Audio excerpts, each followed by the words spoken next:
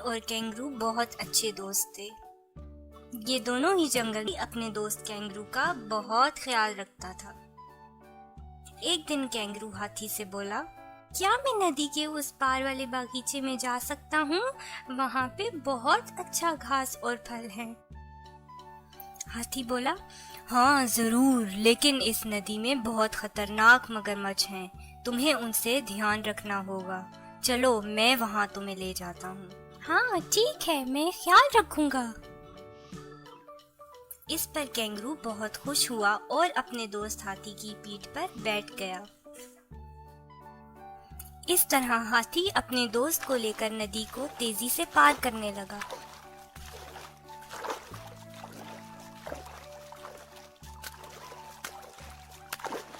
और कुछ ही देर में दोनों नदी के पार वाले बागीचे में पहुंच गए।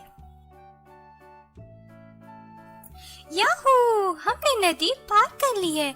अब हम खूब मजे से फल खाएंगे।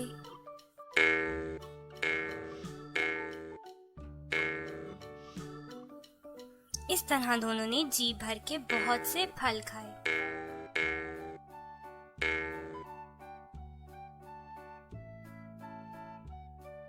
हाथी भैया, बहुत देर हो गई है, मुझे घर जाना है। हाँ जाओ, लेकिन अपना ख्याल रखना। हाँ ठीक है, मैं ख्याल रखूंगा।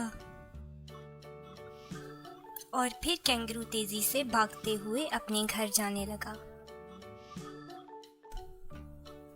जब वो नदी के पास पहुंचा तो वहां बहुत से मगरमच्छ देखकर वो घबरा गया, क्योंकि उसकी जान बचाने के लिए उसका दोस्त हाथी उसके पास नहीं था।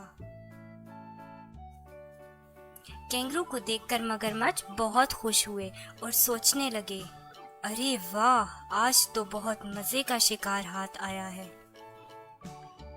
लेकिन उसने समझदारी से काम लिया और मगरमच्छ से बोला, मुझे जंगल के बादशाह ने नदी में मौजूद तमाम मगरमच्छों की गिनती के लिए भेजा है, ताकि वो अपने बच्चे की सालगिरह के दिन आप सबके लिए खाना भिजवा सकें।